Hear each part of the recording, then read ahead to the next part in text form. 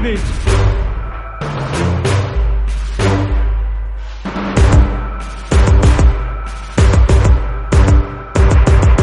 Δίσκος αλλαγής πλεύσης και αποκατάσταση βλάβης.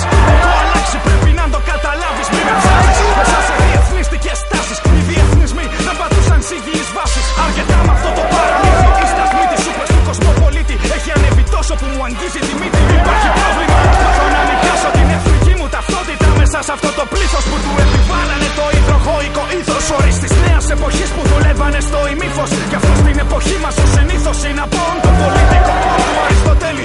Η νέα παγκόσμια τάξη θέλει έναν άνθρωπο κουρέλι. Απλό αριθμό μέσα στις στατιστικές. Μια κοινωνία από ομογενοποιημένους καταναλωτές. Μας θέλει πιόνια στη σκακέρα των παγκόσμιων εξουσιαστών, των καρτέλ πετρελαίου και των πολυεθνικών εταιριών.